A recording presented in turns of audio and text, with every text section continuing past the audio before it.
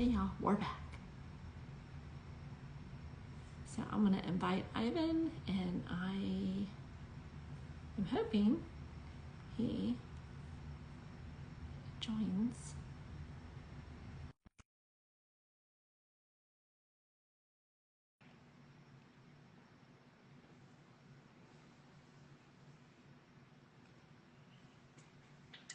I am so sorry. This is the second time that I've done this. So I'm so sorry.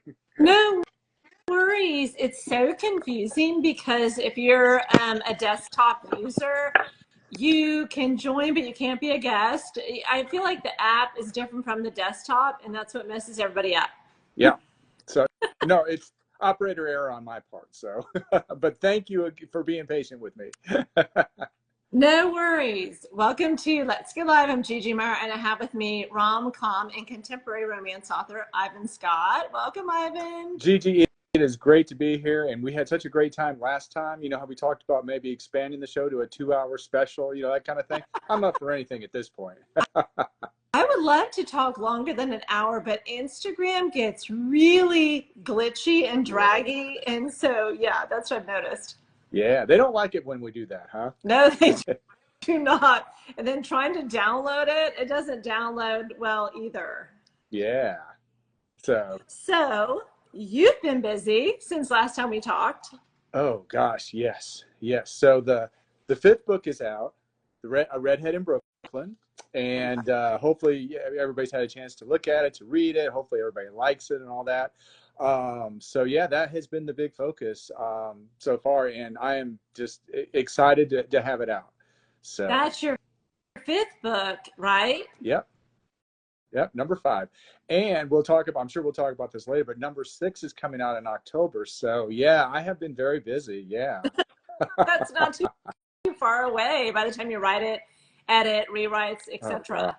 gosh, yeah. Okay, so I was telling people in the intro of the other video that probably won't be saved at all that your 3 things are bow ties, books, and bourbon. That's right. Yeah. Oh, love the 3 Bs. But you know what, though, Gigi? I took your advice because I think the first time that I came on the show, I said, well, we can drink whatever we want to drink. And you're like, well, I don't really drink alcohol. So I was like, well, that's probably a good idea. One of the first podcasts or live book talks that I did, I was a little nervous. And so I had a little bourbon with me, and I was sipping it and didn't really think anything of it. Gigi, by the time we got done, I was just like, this is a great book, yeah, that kind of thing. So I'm like, you know what? I have water tonight. So thank you for setting me straight. No. You're more than welcome to drink whatever you want. I've had people on here vape, and I've had people on here drink wine. Oh, okay. I know. It's just, I am plain boring. It's either Diet Coke or water. So my vice is Diet Coke, but I can't be drinking that at 7 o'clock at night. Oh, I know. I'm with you. Well, it's funny because I think I told you I call my wife Kim, I call her Red because of her red hair, and all that. She is a Diet Coke like monster. She has to have her Diet Coke in the morning. And here's the thing. Sometimes they'll slip up and they'll give her a Coke Zero at the McDonald's. Not the same. No. That there's a big disturbance in the force when that happens. And so I'm like, I try to go to work, hide in my office because I want none of that. So I have a friend. He's a health nut vegan. He looks like a muscle chart. He's in such good shape. He's single, so if y'all know anybody. But anyway, we go out to this restaurant, and I said, I'll have a Diet Coke. And she says, no, we don't have that. And I was like, well, and the thing is like craft. Oh. They're doing a lot of craft sodas like here in Houston. And so I said, do you have that fake Diet Coke? She goes, no, we have water and coffee. That's it. Ooh. And I said, like water, which is free globally, or coffee? And she's like, yeah. Wow. And it was, that might be a tough sell. It was a bougie restaurant. And I was like, what is happening? I didn't know I had to bring my own Diet Coke in my purse.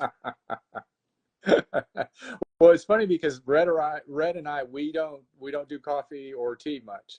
So, and it's funny because I think and you too, I think we're probably the only 3 people in the world that don't drink coffee. So, and I see Meredith says she picked coffee. So Meredith, no, I'm with you. I understand people have to have their coffee. Oh no, Houston's way too hot for that nonsense. So. Okay, so I have All new questions. Yeah. And I got a lot of them. So let's get started. Tell us about A Redhead in Brooklyn. And that's her name. Yes, and her name is Brooklyn with two N's. Yeah. So it was a little tough in the editing process because it kept asking me, this word isn't right. And it's like, no, it is. Two N's, Brooklyn. It's okay. All throughout the manuscript. Yeah. So yeah, when you're talking about editing, yeah, I think that little nugget there probably took me longer than any other book. So it was, and I'm like, do you really want her name to be Brooklyn? And it's like, yeah. So I just kind of toughed it out. But it's funny because if you do some research on the old Brooklyn Dodgers who left for Los Angeles after the 57 season, there is still heartbreak in the borough of Brooklyn for losing their baseball team because the team was everything. It's kind of like, Really? you know, a church or an opera or something. It was an institution. And so when they left, there were a lot of broken hearts. And there's a lot of Facebook pages dedicated to the old Brooklyn Dodgers and the neighborhood and the fans and all that. And a lot of the kids grew up, you know, going to Ebbets Field. And so it was like their heritage, their thing that, you know, that they shared with their family. It was passed down from their mothers and fathers to them. So it was a very special time. And when they left, it kind of ripped the heart out of the borough. So I thought, wouldn't it be cool if I could kind of recreate that and have that emotion and have that kind of, you know, just that scene, that location of just the baseball team was everything. Ebbets Field was the place to go. And then also it's 1955, so it's the innocence of the time too that really kind of captivated me. It's a lot different now. And even in the book, I had to make sure, okay, he doesn't use his cell phone because he's going back in time to 1955 to Ebbets Field and to play for the Dodgers.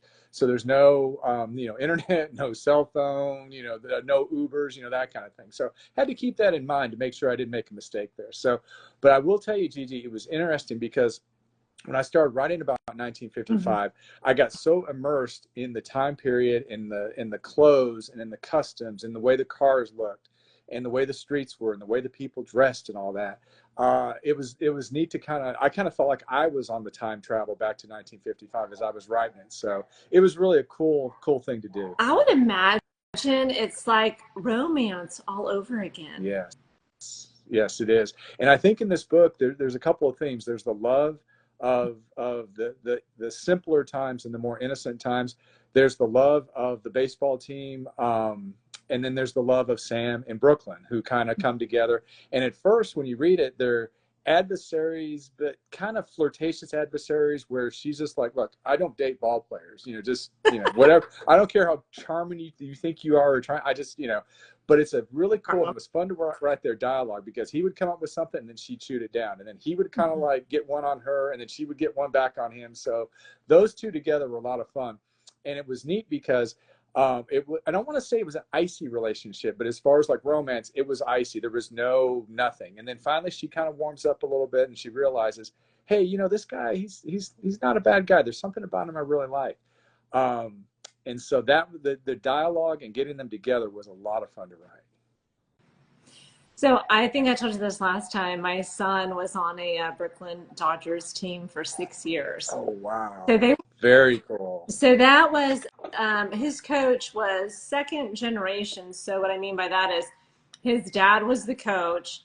His dad was like 90, I think 90. Wow. So they both, and so he did not experience the Brooklyn Dodgers, obviously, in his lifetime, but he grew up with his dad, and his dad always did. And so you hear all this stuff. And so, yeah, the team went to Brooklyn Dodgers for 6 years. Wow. Did he have a hat like this? Oh, a blue? We all had it. So all the parents, you had to order the old Brooklyn Dodgers logo. And it has that B is distinct, you know, that font. Yeah. Yep. So because there was one mom that showed up in the LA Dodgers, and I think the coach is about to fall out because he's like, that's not even ours. Yeah. Yeah, blue and gray. Yeah, the road uniforms that were gray and that royal blue looked really good together. So, they added a red numeral, and I want to say it was after 1951, maybe the 52 season. So they had a little bit of red in the uniform in the 50s, you know, before they left for Los Angeles. But then in Los Angeles, they took everything over. So yeah, but yeah, there's a divide between Brooklyn Dodgers and Los Angeles Dodgers. Huge, huge.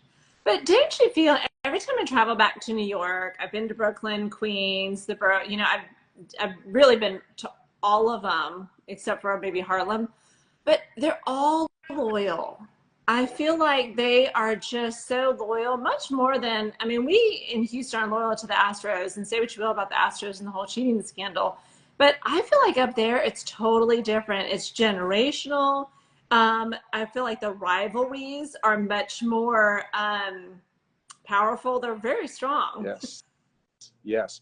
Well, and that was one of the cool things. And before I wrote the book, I mean, I had the inspiration to write the book because I was such a fan of the old Brooklyn Dodgers, even though, I was too young to ever see it. And I was born, I guess, let's see, let me do my math here, 8 years after the loss for Los Angeles. So I never went to a game, that kind of thing. But there's just something about it that just kind of drew me in. And it's like, I really want to write a story about this. And as I got into the story, like you were talking about, I wanted to make sure to touch on some of the rivalries of it, because the Giants and Dodgers, whoa, gosh, it was the Hatfields and the McCoys. It was crazy. And then, of course, the Dodgers and the Yankees, who played in so many World Series together, that rivalry was something as well. It wasn't as much because they didn't play as much as the Giants and Dodgers did, because they were in the National League, and back then there was no interleague play. So, but what I found is that the Yankee fans were kind of like the hoity-toities and the, oh, well, we're bravo, bravo. They were kind of like the snobs. Whereas the Brooklyn fans were more of the blue collar. They talked with a thick Brooklyn accent and that kind of thing. So that's how you kind of had your loyalties, And the other interesting thing is that the Polo Grounds where the Giants used to play is in North Manhattan, northern part of Manhattan, the Harlem area. Yeah. And their stadium was right across the river from the Yankee Stadium. You could see them. You could see Yankee Stadium from the Polo Grounds and so on. So that added a little bit to that rivalry as well. But yeah, it's pretty fierce. It was pretty intense. I even read stories where Yankees, the Yankees. I mean, we caught a game at Yankee State. We caught a Yankees game because how could you go to New York and not? It was amazing. But the Yankees purse has been. It's the largest purse ever in baseball. It always is. It always has been. Yeah. So it's just like the rivalry reminds me of Chicago now. Yeah. Because you go to Wrigley. We've caught a game at Wrigley.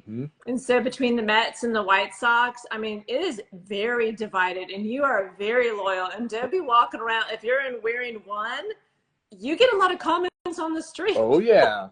Yeah, you do. That rivalry to me is what I always think of when I think of like your book, and the rivalry is, because we don't have anything that it doesn't exist today. Yeah. But I always think about Chicago because it does exist in Chicago. Yes. Well, it's funny. I equate it here being in the South. I mean, I'm in Atlanta, and it's a big melting pot of all like the Southeast come here, once they get out of school, graduate, get a job, whatever. So you see a lot of Alabama, a lot of Georgia, a lot of Georgia Tech, Tennessee, Auburn, Florida, and all that. And so it's the same kind of thing. It's like I'll walk down the street, and because I grew up in Knoxville, so I'm a Tennessee fan. So if I have a Tennessee hat on, and another Tennessee fan sees me, it's like, we have no idea who, but we'll like bond immediately. But an Alabama fan would be like, yeah, Rocky Top, and it's kind of, that. So it's the same kind of thing, but it was baseball that was the big, the same kind of idea, It's America's game. Yes. Yeah. Yeah. I'm a huge baseball fan, so my son plays it. We go see the Astros. I really do like watching Rice Owls, even though they're not the best. But our rivalry here that's big in Texas is A&M and UT. Oh gosh, yes. And coming to the SEC. Oh man, that's going to be even bigger than it was. Yeah. Yeah. So where did this particular idea come from? Because I know you said it's the nostalgia of what it used to be, but why write it there? Why? Well, I think, and actually I'll answer the question, but I'm going to throw it back to you. Think about in your mind something that you always wanted to do, but you couldn't because it was in 1940. Maybe you wanted to be a movie star and you wanted to be Ingrid Bergman in Casablanca, or you wanted to be in the White House when JFK was there. Jackie. You wanted to, maybe you were the press agent. You got to hang out with Jackie and Jack Kennedy and that kind of thing. but obviously, you know, that time has passed. You can't do it. So, you know, I talked about how I have such a fascination with the Brooklyn Dodgers. I thought, what would it be like if I could go back in time and play in Ebbets Field? I could meet Pee Wee Reese. I could see Jackie Robinson. I could play in a World Series game. So that's where the inspiration came from. And I think in a lot of us, we have that one thing that we wish we could have done, you know, years ago that we can't. And so I think that's where the inspiration came from. It's like, wow, I can't go back in time and do this. So I'm going to do the next best thing, and I'm going to create it and write it in a book. And so it's real in the book, you know? No, I love that, because you do see on social media, you know, it's good to bring everybody together, but you do see people that dress in the 1940s or the 1950s, and that's what they dress every single day, and they'll live their lives. They try, you know, there's modern appliances, Yeah, but a lot of their home is styled that same way. absolutely. Absolutely. It's like, it's a time that they don't want to get out of. It was very special to them. And, you know, why, especially in this day and age, when you see what goes on in the world, it's like, man, I wish we could live in the 50s when it was a lot simpler, you know? Oh my gosh, yes. And I think that's why when you said that, we do look back at the time of Camelot, and everybody is just so Yeah. romanticized. You know, it was before, let's see, it was before the 60s, and, you know, the civil unrest, and before Vietnam. And, you know, to me, it was kind of like that gap. You know, we were coming out of the World War II in the 40s. Mm-hmm. The 50s was just like pure fun, families, the expansion of America. And then we headed into the 60s. Yeah. Yeah, and things took such a 180-degree turn from where it was when the 40s after World War Right. II, the 50s was the boom time, and then the 60s when a lot of things changed. And you know, it's not anything that, you know, for me, it's like, you know, history changes, history moves on. You know, we have new adversity, we have new things, but then it kind of calms down, and then there's a period of calm, and then there's a period of unrest, and so on. So I think you've seen that throughout history. But Yeah. honestly, I just hope we get to a period of calm soon. When you were saying that, I was like, are we in a period of calm? Not now. I know. But I that's was the thing. It's trying like, to think, like, okay, in the 80s, we had the Cold War. Maybe it was the 90s. well, the 80s weren't too bad with Reagan and everything. The 80s were pretty good, I thought. You know. At the beginning, he was coming out. We had, you know, Reaganomics. So yeah, you're right. It was prosperity, but also we had the Cold War. And do you remember? I mean, we were all really, really concerned about that. Oh yeah. So, capitalism, but then we also had the crash of the stock market in the late 80s. So it's Yeah. like we had all the inflation and the gas lines. Yeah. And we had a good spot, but we didn't even get through the whole decade of the 80s. And then we had the, you know, the stock market crash. Mm-hmm. Yeah.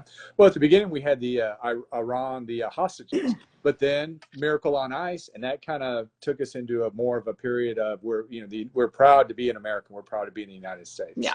So it's just, yeah, it fluctuates, but man, I wish it would fluctuate back to the good, you know.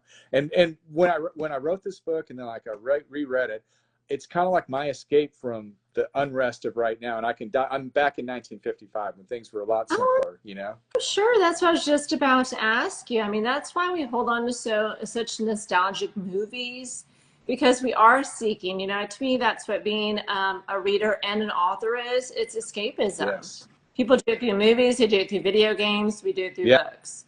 Yeah, absolutely. Absolutely. Well, congratulations on book number 5. Thank you. Thank you. It's, like I said, it was a labor of love. You know, it was one of those where it's like, man, I want to write a baseball romance. And I was like, hey, Ebbets Field, Brooklyn, 1955. Let's in Redhead, you know, let's do it. Okay, I'm going to ask you a question that's challenging, because I'm going to ask you to pick between your children. Was this the funnest one to write? Ooh. Because you know what? God, Gigi, you hit me with a good one. Wow. Okay.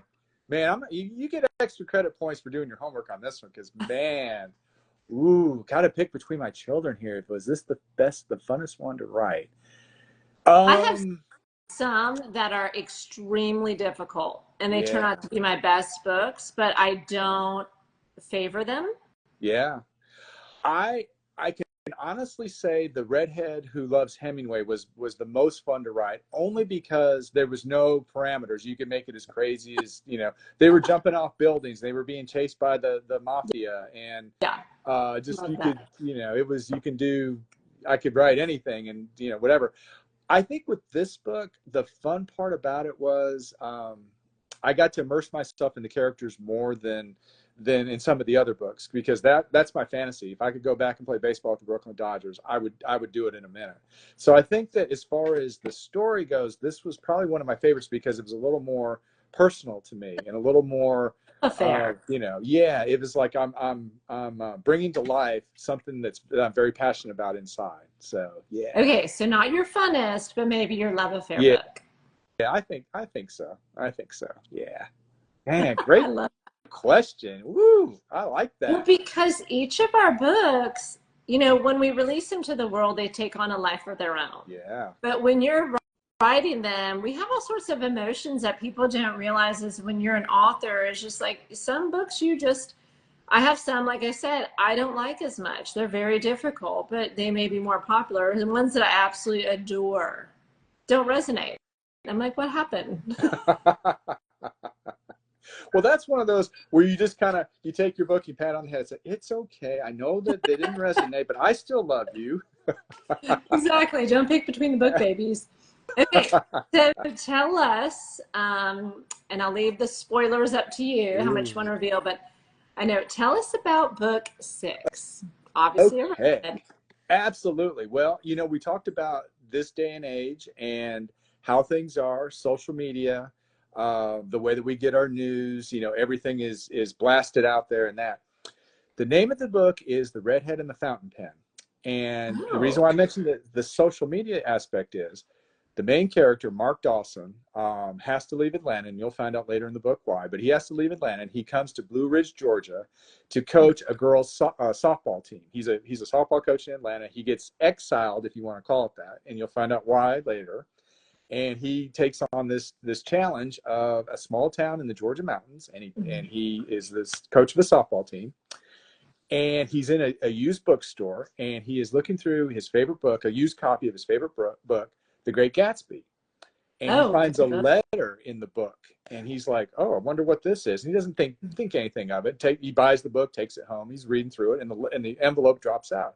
He's like, "Oh yeah, I forgot about this," and just kind of tosses it on the desk. Eventually, he opens the envelope. He's like, "Oh, I wonder what this is," and he looks at it, and it's addressed to a guy in Brooklyn. Back to Brooklyn again. Sorry. Addressed to his name is Jacob Elster in Brooklyn. And so he's like, "Well, this is kind of strange." He opens it up, and it's a breakup letter. The woman that writes the letter was basically saying, I needed you to help me. I'm going through a rough time right now. I have an audition, and she's auditioning for the New York Philharmonic. She's a viola player, and so she's this very talented viola player. She's auditioning, and so this guy just kind of like poo-poos her dreams, and he's like, "Well, you're not good enough. You're not going to make it. Why are you even trying?" And all Oh, that. And so in the letter, basically, she's saying, if you wanted to run off with Wendy, I guess that's the girl that he dumped her for. He dumped her for. If you want to run off with Wendy, fine, but you didn't need to. And I say stronger language in the book, but you didn't need to crap all over my dreams. So now I'm leaving, and I'm going to Manhattan. I'm going to pursue my dreams, and one way or the other, I'm going to make it, and I won't care where the hell you are. And that's how the letter ends. And so Mark looks at this, and he's like, "My goodness!" And he looks at the postmark, and it was only like about 3-4 months ago. So it's like, how did this letter get in this book? yeah, so fast. And yeah, so and then that you find that out later as well.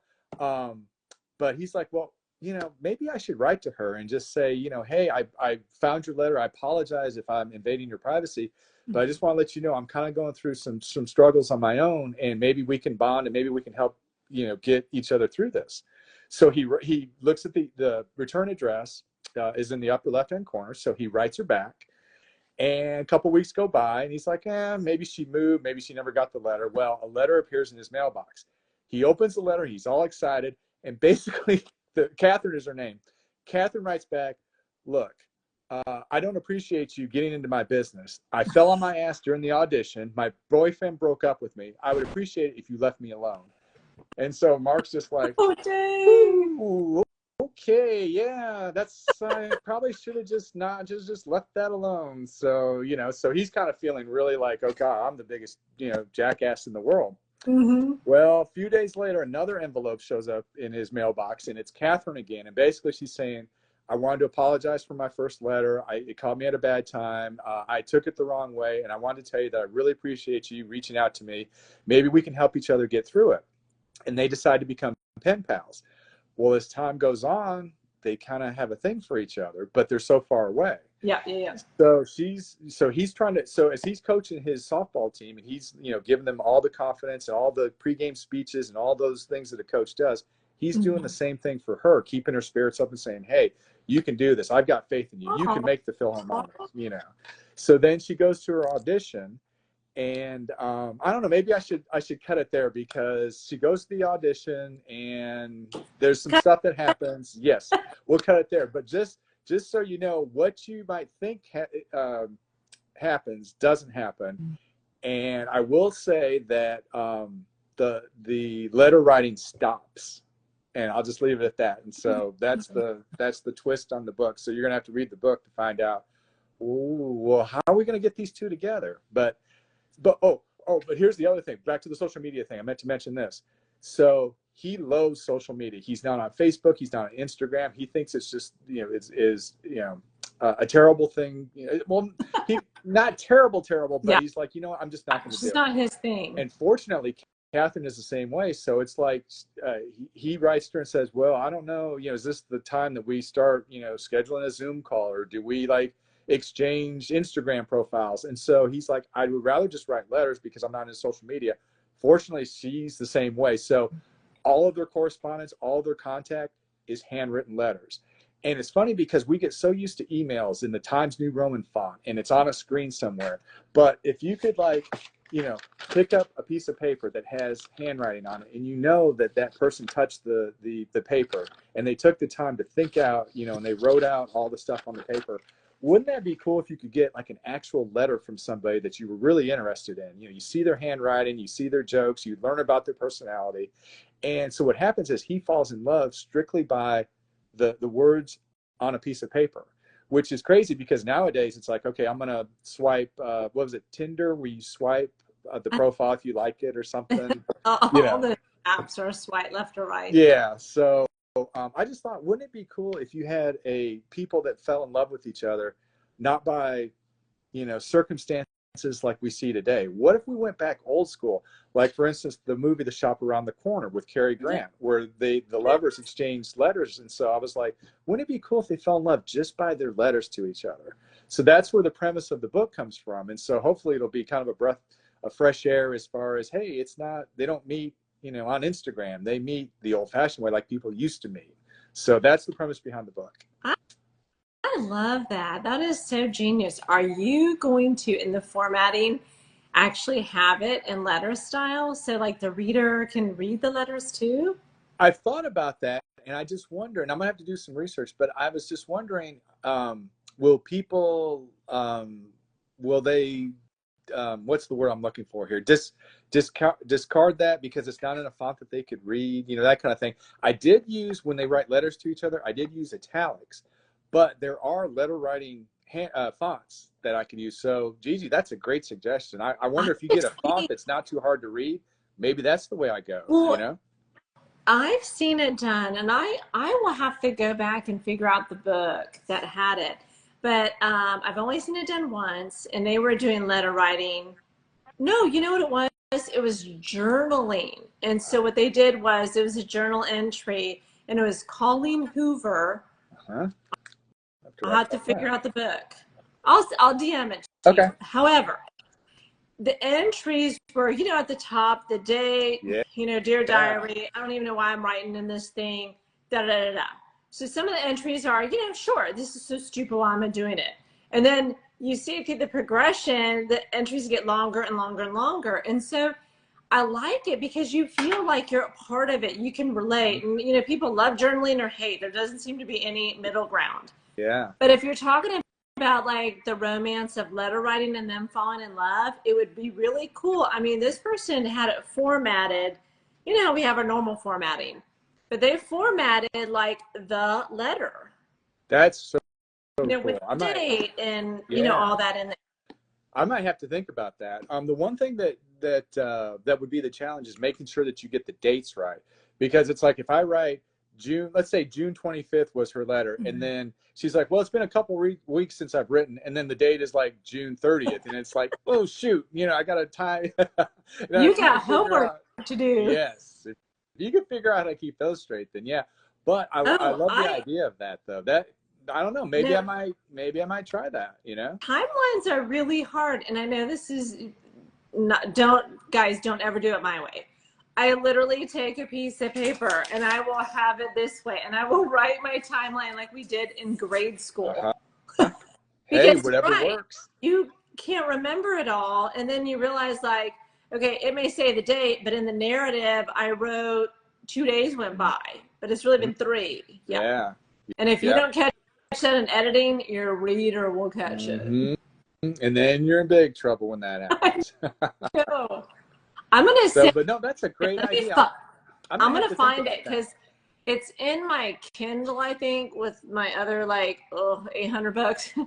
But I'm gonna find it and then I will send it to you because I thought it was cool. Yes. Oh, it totally is.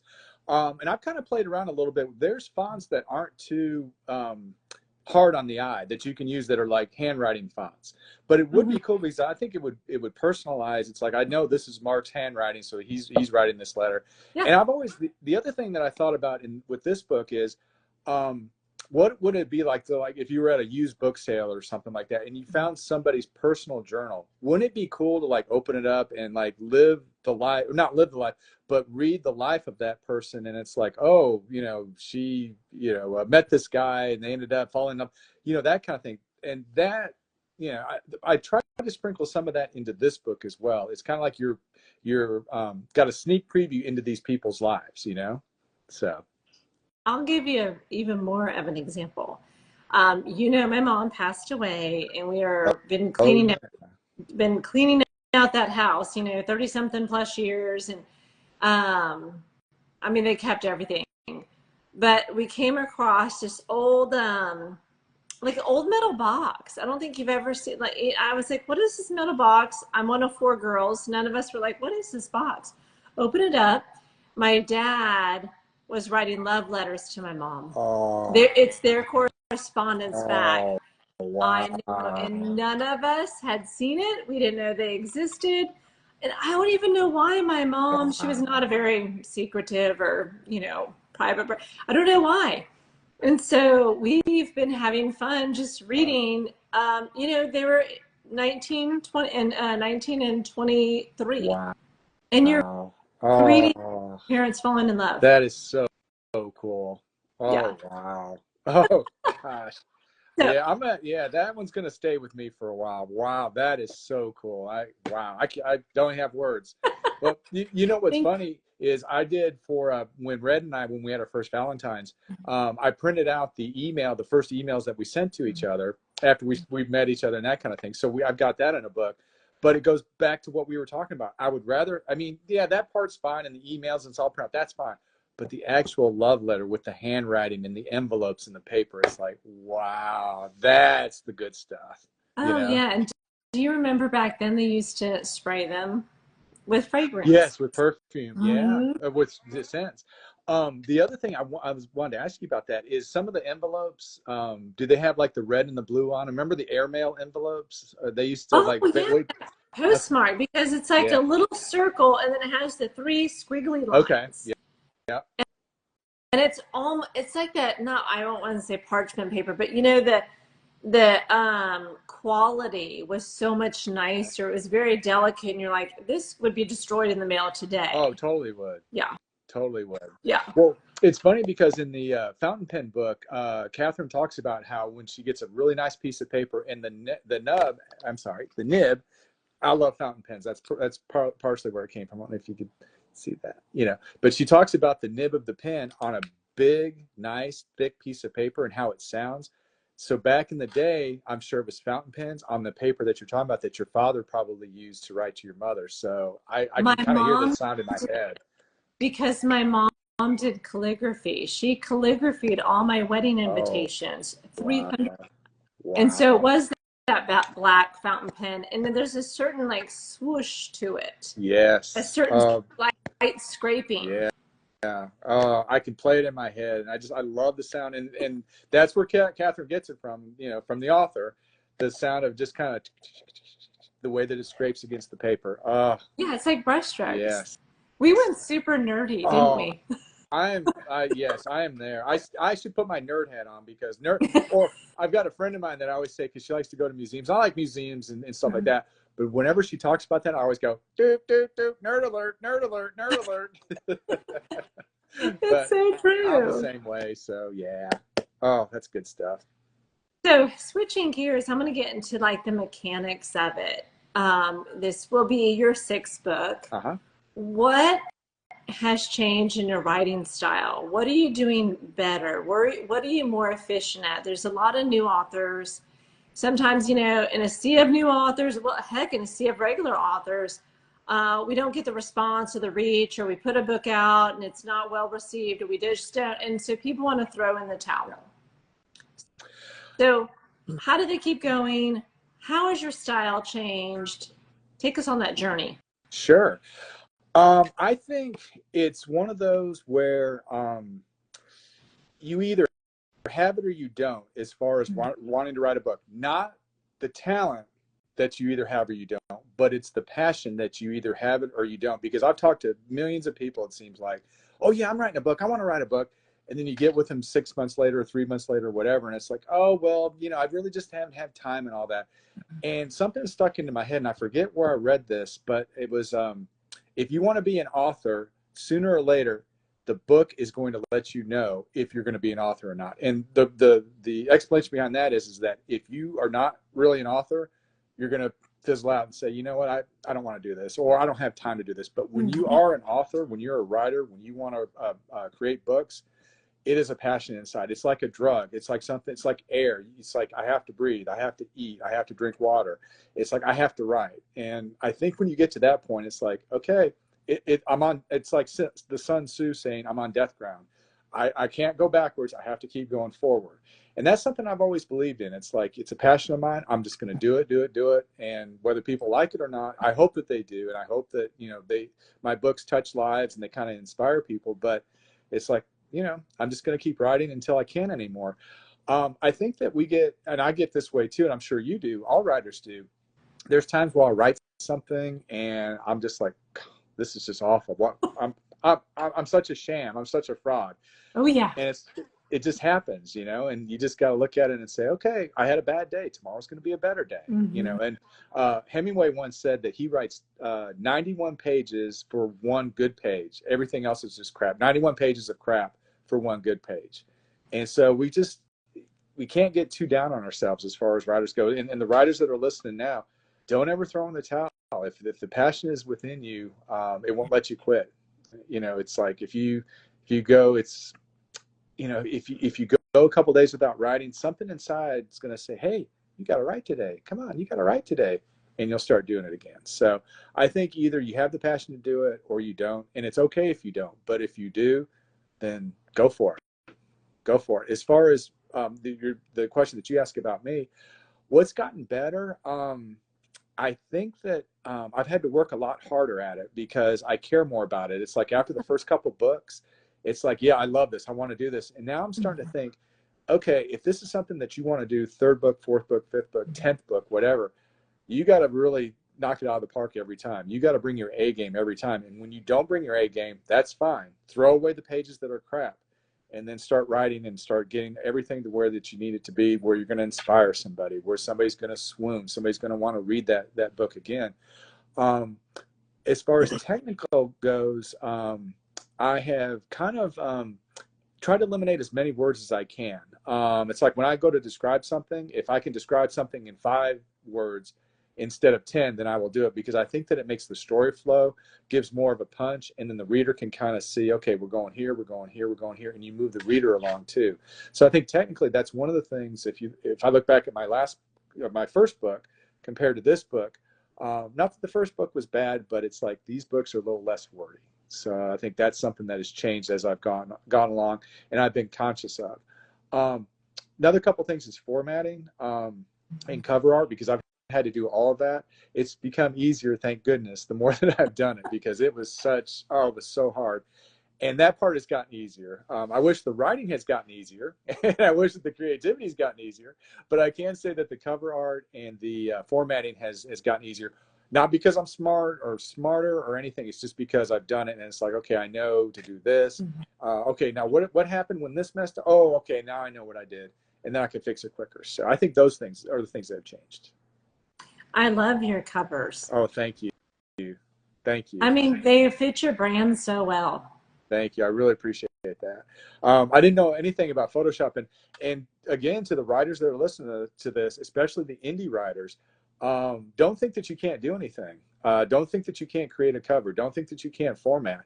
I had no idea how to create a cover or how to format. And I just was like, you know what? I can't afford to pay somebody to do it. I'm going to just put my overalls on and go to work. It was hard work, but eventually I got there, you know, and if I can do it, anybody that's listening, you can do it too. And I'm sure you can make a cover that is just going to be just gorgeous, and it's going to sell the book, because the old saying, don't judge a book by its cover, it doesn't apply when it comes to writing books. So yeah, I totally agree.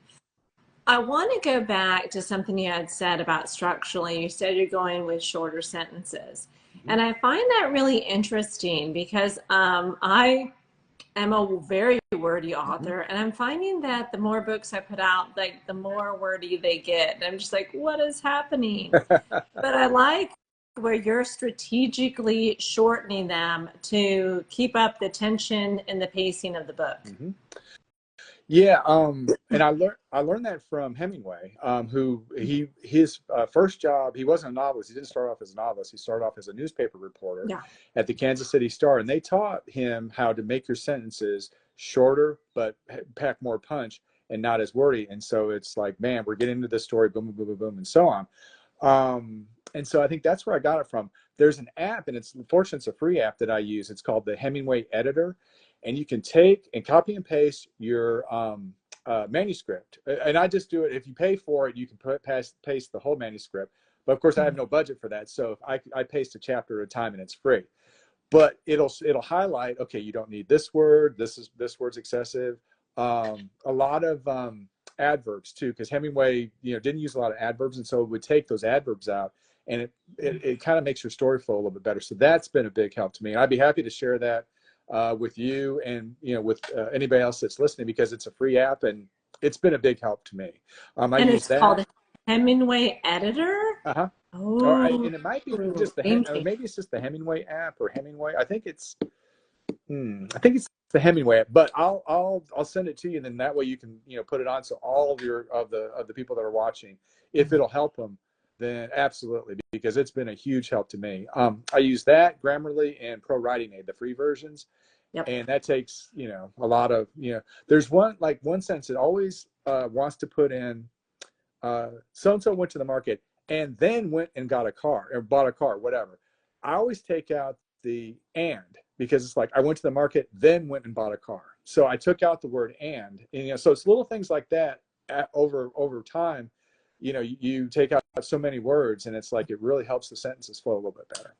So that's just an example. I'm going to try that, because I have an anthology that's like romantasy.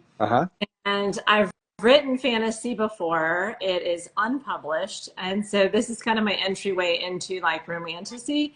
And, fantasy tends to be a lot more world building, a lot more description and stuff like that. Yeah. But now I think I've just dived off the deep end of it. So I'm going to use this Hemingway app to clean up. I find that fascinating, because I, like you, use Grammarly and Pro Write Aid, but they won't necessarily tell you what filler words. They'll take out the like, just, that, the obvious ones, but not taking out to that extent. Well, and I like Grammarly over Pro Write Aid, but sometimes they're like, this is not past tense, but it's not an active writing. And I'm like, well, she died. I don't know how else to write she died. Yeah. That I get those a lot, where it's like, do not use passive verbs, use such and such. And so I do the same thing. And sometimes you're like, I can't, it's got to be passive. And the Hemingway app will do that too. I'm sorry? Any other way. Yeah, I was like, she died. That is a passive verb. I don't know what else to say. Sienna, do you guys use the critique and pro writing aid. I do, well, I put in, like, it'll say, is this a novel? You know, what's your audience and that kind of thing. Is that hopefully what you mean by the critique? Because it does give me an overall score. It'll say your overall score on this is 92 or whatever, you know, that kind of thing. So yeah, I do try to use that. If that's, hopefully, Sienna, that's what you were alluding to. So, but I will hook you up with that, because that, yeah, that would really be cool. Be a big help for everybody. Okay, so what other things have changed? Marketing, your whole author journey, the platform, the publishing. What else has changed, or how you've grown from first book to now? I think the still the biggest Achilles heel I have is marketing. It's like, and I've been so grateful that you've wanted to have me on your podcast, because this is the best kind of marketing, you know, Yeah. to do. So I've done a lot of research on free podcasts where people are looking for guests, and so that's been a big help. Where is that? Because I know there's what, radio podcast guests, but I think you have to pay for some of these. Yeah, some of them you do. There's some that are free. So what I did was I just did a web search on free podcast. And I think I did free podcast guests, that kind of thing. And there are some sites, and I have been on some podcasts before that were free, which is, it's like, wow, this is great. So yeah. As far as like the market, like I said, the marketing is just the toughest thing. And so it's, for me, I'm like, I'll just promote it the best way that I can. But then you get into a little bit of, okay, I got to split my marketing time up with my writing time. And so it gets a little convoluted there, but you know, it's, you know, you just do the best you can, and you try to, you know, put as many advertisements, try to create as many promos as you can, you know, to market your book. And that's been the biggest thing for me.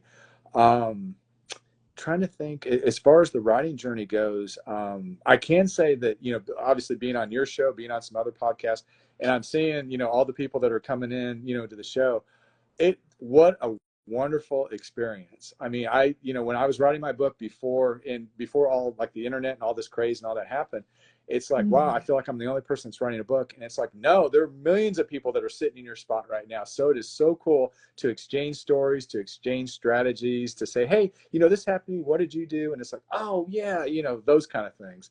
And so I think from what Mark Dawson says, the one good thing about the internet and social media is we have this, because without this, I don't know, you know, what I would do as far as, you know, getting my book out. Oh, so, yeah. No, I agree. I love the Instagram community well, I love all the social media communities for books, right? I mean, it's very intimate. Even though it's a lot of people, you can really find your target audience. Big time. Absolutely. Absolutely. What kind of support do you receive? Do you have like an art team or a beta team? Can people read in advance for you? Yeah, I don't know if you saw, I put an ad out for beta readers for the 6th book, because as you know, and as the authors that are watching this will know, you can look over your book and edit it and scrub it clean with a scrub brush and all that, and it's like, wow, I missed on page 53 she was wearing a red dress and now she's wearing a green dress, you know, that kind of thing. So I did put out a advertisement for it, and I've got about 5 beta readers now that are going to read the book, and I am so grateful, because they're going to see things that you just you get blind to because you've seen it so many times. So they are a big help. Without them, it's like, I think the book would be good, but I think it's going to be 10 times better when you have other people reading it. Plus, other people can say, well, what about in this chapter here? What if he, you know, holds her hand instead of, you know, that kind of thing. So they can give you suggestions that you never thought of that could make the book better.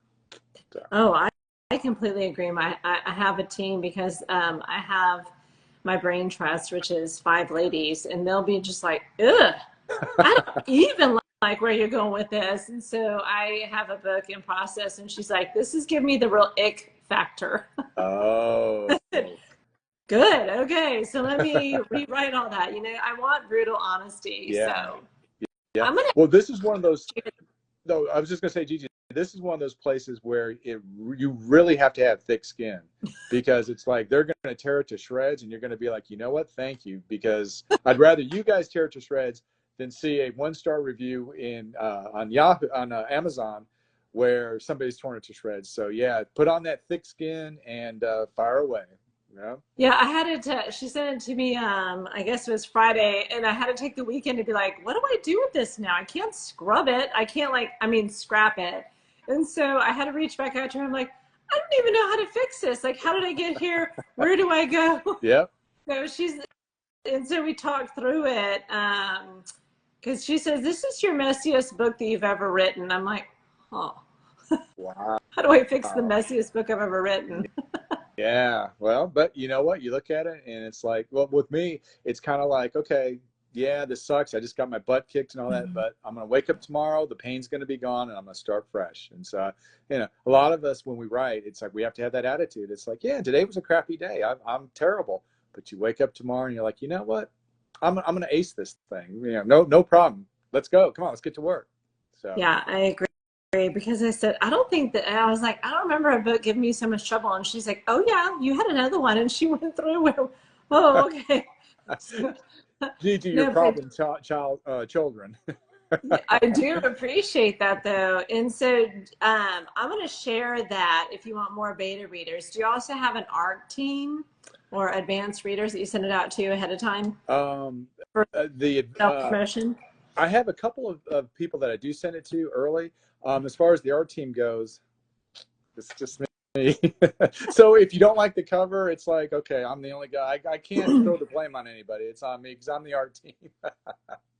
No, So, I understand that. So if there is any way I can help, spread the word if you need more support. And that's what I always tell new authors is that I didn't have a whole lot of support when I started out. And it's not a complaint. It's just you don't know what you don't know, and that will hurt you.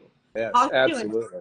time and money. And so I'm always telling folks, my DMs are open. Just ask. Yes. Well, I will take you up on that because I'll be the first to tell you. It's like every day that I wake up, it's the first day that I'm an author. I know nothing because you have to go into it with that humility because you just never know. It's like, man, I just got knocked on my butt and this is my 10th book. And it's like, wow, I feel like I'm a first timer.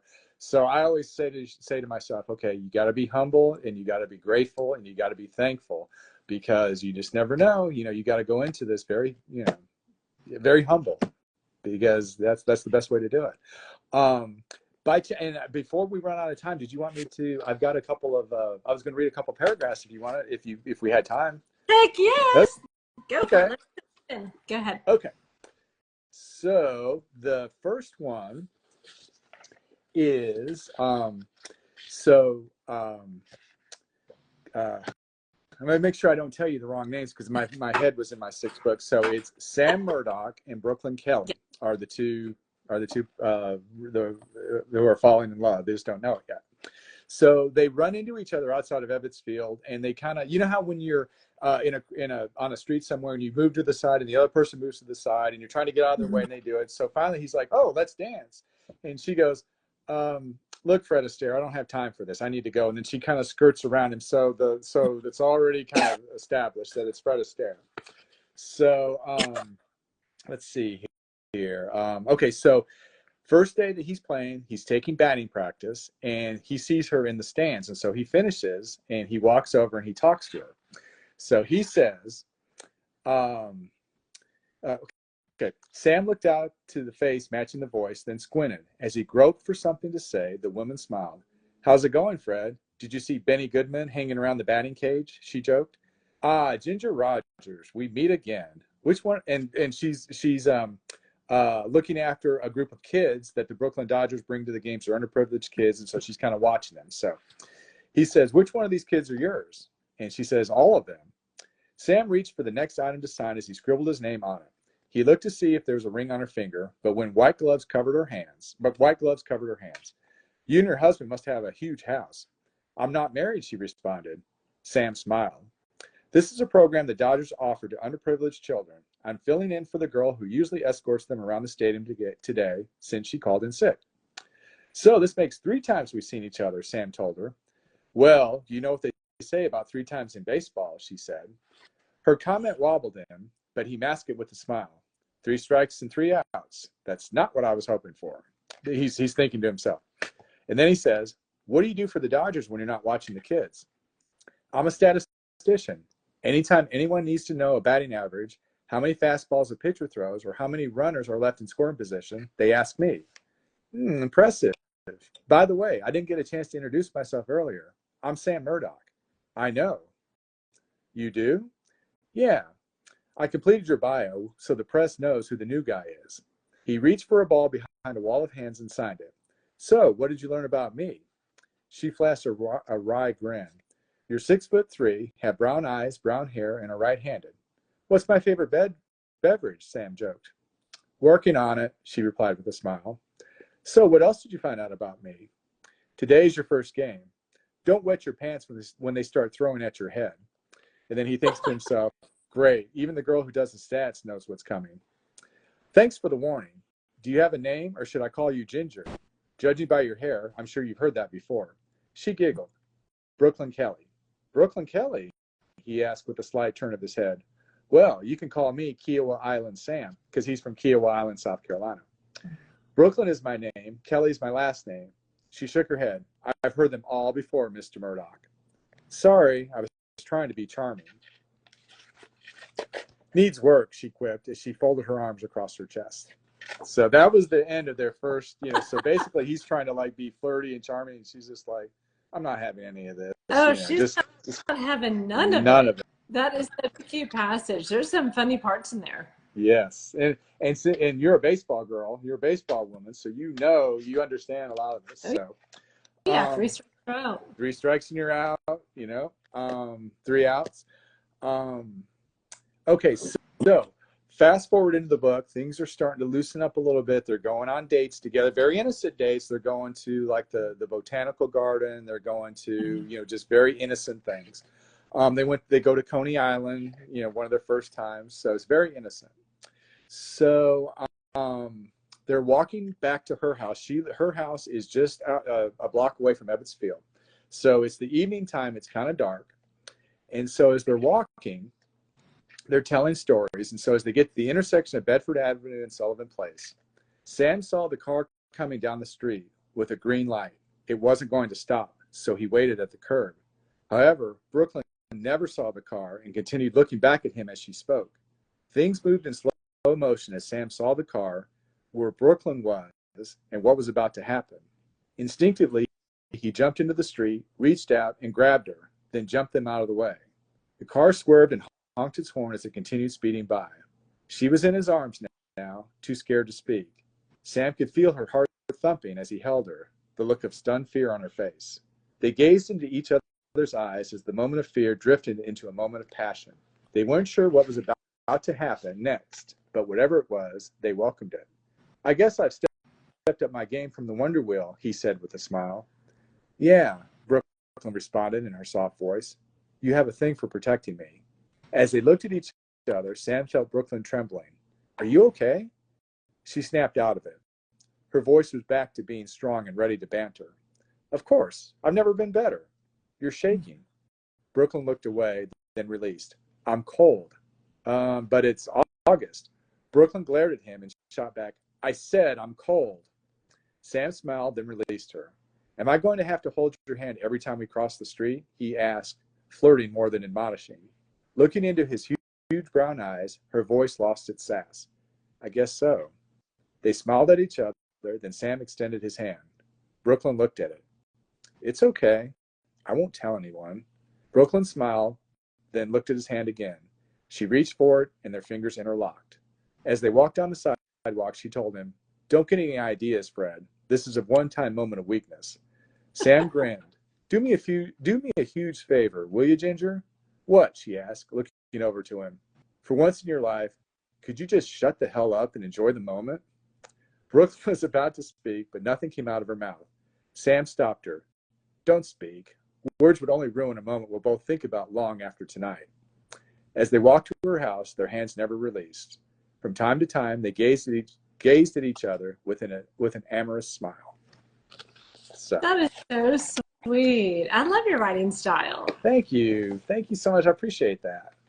So, but yeah, so there's a little bit of Sam and Brooklyn, and there's a little bit of back and forth and all that. So there's more to it. Like I said, the dialogue was so much fun to write because it was always one up in each other. So yeah. Oh yeah, I think that does he fall first? Because it sounds like he Oh does. yeah, big time. And then in the thing, he's more outgoing and more flirtatious. Hmm. At the beginning of the book, there's in the first game he comes up to bat, and there's this one line in there where it says Brooklyn watched him as he got to the plate. A smile crept into her lips. So she kind of senses something. She's kind of like, I don't know about this. I don't, but she's more, no, no. But she gives in after a while. I'll just say that she will give in. That is, I like it. I want to have to read it. Yes. Well, did I send you a copy? If not, I'll send you a copy. No, but that's okay. It's been so busy. Oh, I'm sorry. My bad. I thought I sent you an No worries. ebook. Oh, okay. I'll put that on my list. I'll take care of that right now. Thank you. That's very generous of you, but no, I did not. Um, I didn't want to bother you for that. So No worries. Bother me next time. Say, where's my book? where's my book? So do you have a few minutes more for rapid fire? Absolutely. I always have time for you, Gigi. Thank you. So sweet. I got new questions too. Mm, Somebody's been Hold doing their on. homework. Uh-oh, she's putting the glasses on. Now I'm in I trouble. know, right? I need to be able to see them. Okay, so um, first one, editing do you edit during the writing process or after you complete the final draft? After I complete the final draft, I might, uh, uh, like if I look at the chapter, I might go through and just little nick, here and there, that kind of thing. But when I get to the final draft and get it all done, then it's like, okay, boom, let's go to it. So usually I wait to the end. Do you edit by hand or edit digitally? Uh, Edit by hand. Pens and notebooks. Yeah, I gotta. I mean, Oh, I'll you print print it it. out. Yeah, I'll print it out and then yeah, because back to my dyslexic brain, I have to be able to write notes in the margin, and I have to be able to cross it off, and then like pink. Okay, pink highlighter here. Okay, wait a minute now. This one. Okay, put this in blue. Yeah, that's the way I'm Okay, wired. I love that. I feel like we catch our mistakes so much faster. Yeah, But, oh, that is daunting, daunting, daunting. totally is. Yeah. Do you prefer long chapters or short? Short chapters. I like it. It matches those short sentences. Yeah, like to get the reader moving and keep going. That's the thing. Short chapters, we can end up with 56 chapters, but if they're short, it seems like they move. The other thing about the chapters is you always want to at the end of the chapter leave the cliffhanger so the reader's like, oh, I got to get to the next chapter to see what happens. So you can do that really good in short chapters because then it really moves the story along. That's a good little tip. Uh, writing, have you ever gone to writing conferences or writing workshops? I took a writing class at Oglethorpe University here a while back. So, but I have not. Actually, I take that back. In the COVID year, the Atlanta Writers Conference, I did it, but it was a virtual thing because they couldn't have a personal because of the COVID. But Right. I did do the Atlanta Writers Conference back in 2020, whenever the COVID was. Yeah, Was that helpful? it was. It was. Because there's so many. It's like the analogy of like playing golf. It's like it's a sport that you can never win. You can only play. I feel the same way about writing. It's like there's so much about writing that I don't know that it's like, wow, I never thought about that. And so these little things can kind of fill in the pieces for you. I just learned today, we were speaking of editing earlier, there is an author that took an editing course, like a Wow. course about, and it wasn't just one class, it was like a series of classes about how to edit. And then you get like a little certificate at the end. And I was like, what is this? Yeah, very cool. Because I know we use Grammarly and ProWrite Aid, but it would be nice just to know. Mm-hmm. So I was going to look into that. Yep. And I'm envious of editors too, because they pretty much, it's like, here's my book, and then they have free reign to do whatever they want with it. So I yeah. feel like sometimes when we're talking about copy or line editing, I feel like they're the matrix and they just see the mistakes, and I am not like that. Yeah. I am blind to all my mistakes. And I was like, dang, I should have caught that. Been there a million times. I know how you feel. Okay, would you do a traditional book signing or a virtual author event if offered? Oh, I would love to do a traditional book signing because I would Mhm. love to just, just interact with the people and sign the books and ask, what was your favorite part about the book? And well, tell me, what kind of books do you like? And, and that kind of thing. Because I would just that whole personal touch of, looking at somebody back to the Mark Dawson in the next book. It's like being able to look at somebody and have a conversation with them and just ask them questions and that kind of thing. So yeah, I traditional book signing. that meet and greet and then, hearing from the readers about what they love, what they want more Yeah. of. Oh my gosh. Can you imagine? That's the dream. Oh gosh. Oh, I'm swooning right now just thinking about it. Okay, so do you write morally great characters or all your characters with clear-cut morals? Ooh. I think for me, I like to have my characters with good morals because I Mhm. think that well, I take it back. Not all the characters can have good morals because in a story you have to have a good and a bad guy. You have to have a protagonist and an antagonist. So I think if you're an antagonist, your morals have to be a little questionable because you're an antagonist. Yep. But I like having good morals because I think people can identify with the characters and you kind of root for those people that have that good, you know, that good way about them and they want to, do good things. Yeah, it's that good energy that I feel sometimes we're missing today. Yeah. Yeah. Do you like creating, do you like creating relatable characters or enigmatic characters? I like to do both. I like I can't even say it. The second one, enigmatic characters. Yeah, because and I'm sure everybody can identify this. You probably have those kind of people in your life. I've had friends before that they're everything they say and do is perfect. They that you want to be around them. Mhm. They always buy dinner. They always are like the life of the party. They're always very humble, that kind of thing. And it's nice creating somebody like that because not everybody is like that. But I have a couple of friends where it's like you just know he's got it or she's got it. She's just got this aura that it's like wow. So I love creating characters like that because you don't see them often in society or in like in my friend group. So that's I kind of like that a little bit better. Good answer.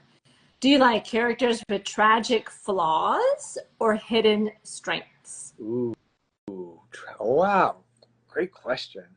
Um, I like the hidden strengths Mhm. because it's so neat to see somebody and think, oh well, they're like in the next book. They won't win their audition. They're not strong enough. They're not mentally strong enough to play for the New York Philharmonic. And then it's like Mhm. they make it, and it's like, wow. It's like you just kind of like, wow, that's so cool. I never knew you possessed that. I never knew you had that hidden strength. Sometimes in hidden strengths too, they can save the protagonist. I never knew that you could help get me through this thing. And I think when I read that or when I write a character like that, um, it's kind of like, wow, I would like to see more of that in the real world. I like to see people with those strengths that you never knew, but then at the critical time when you need it, they come through for Yeah, and then you're writing it. you. Yep. Um, if you could, would you do more book trailers or author talking videos for Ooh. marketing? Wow. Well, it's funny. Everybody talks about I hate to see myself on camera, and I don't have a problem with seeing myself on camera. But I don't know. I think creating book trailers would be easier, and I wouldn't have to worry about, gosh, I had a hair out of place, or the things out of focus, or I stumbled over my words, that kind of thing. Mhm. I will say this: if it was a live author, kind of thing, where I was like for instance, talking to you, I love doing stuff like Yeah. this. If I had to do something to like record something and like put it somewhere, yeah, that would be, I don't know. I kind of would like to do the book trail a little bit better because I can control all of that. I can control the colors. I can control what the font looks like and that kind of thing. So, yep. And some of these book trailers, oh my gosh, they look like movie theater previews. And you're like, Yeah. whoa. Yeah. What's funny you mentioned that because there's an event tomorrow for authors.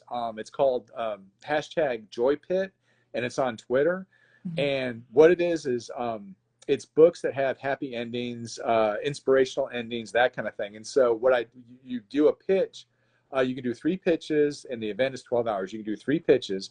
And so a lot of people do mood boards. Well, I was like, well, what if I did a movie trailer for mine? So I did 2 movie trailers and animated like a person, like I did Mark Dawson as an animated character. And he kind of says, oh, well, in this book, I meet such, you know, that kind of thing. So I made some movie trailers for mine. And it's like, you look at it and it's like, you kind of get that secret fantasy feeling of, wow, what if like one day I went to the movie theater and boom, there's my book that was made into a movie. Yeah. So you kind of, so anyway, if you get a chance, go on, well, it's X now, but go on X between 9 a.m. and 9 p.m. And you can look for, and basically I'm pitching this to agents. And if an agent likes it, then they will give you a like, and then they'll follow up and say, hey, I want to see the first 3 chapters or the full manuscript, you know, whatever.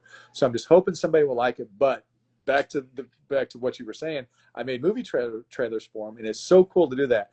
If you ever have the means to do it, absolutely do it, because you're gonna look at your book and say, wow, I've taken this to the next level. What? So highly recommend it. What software did you use?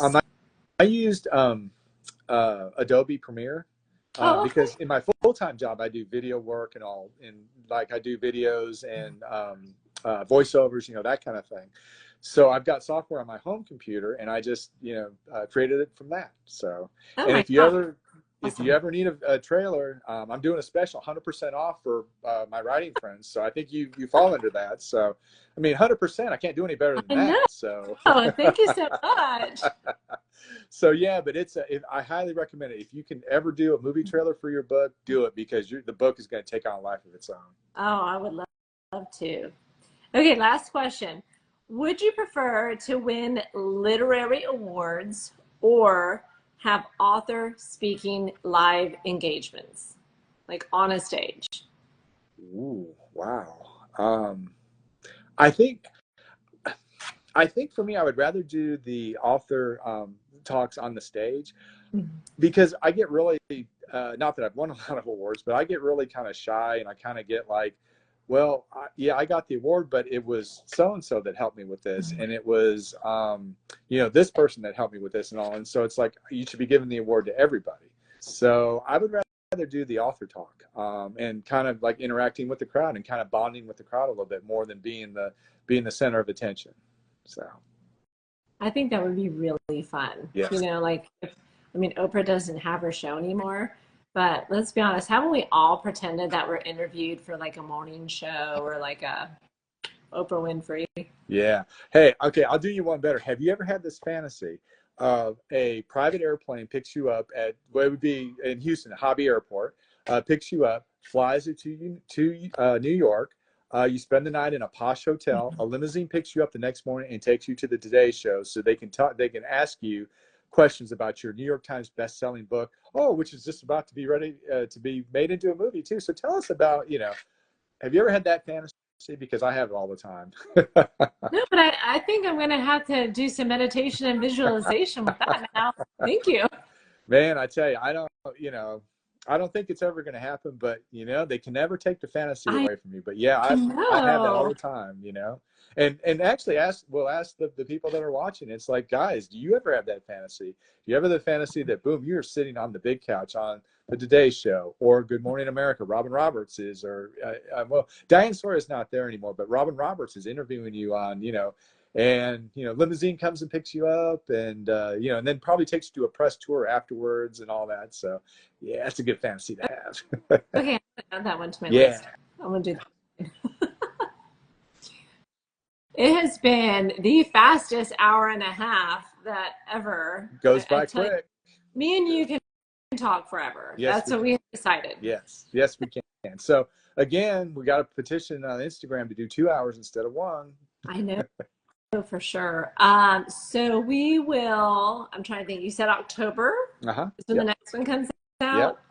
So we definitely get on my schedule for October, or I don't know if you're doing upper or lower October, or November. So let's talk again when that one comes out. Anytime. We could do early, middle, late, you know, whenever. So no, absolutely. I will keep you posted. And actually, I will send you an advanced copy of the book, because I didn't with this book. So bad scooter on that one. So no worries. You're in the middle of release. I was in the middle like life, and we've had some really bad tornadoes here in Houston, and so I was without power. It was a mess. It was a mess Yep. here. So yeah. We'll get through it. Yes. So I'm going to DM you a few things that we talked about, and then I will, of course, support you and share anything that you send, especially if you need more beta readers. Absolutely. And if your viewers have any questions about any of the stuff we talked about as far as like the software and all that, hit you up, let me know what it is, and we'll get everybody taken care of. Heck yeah.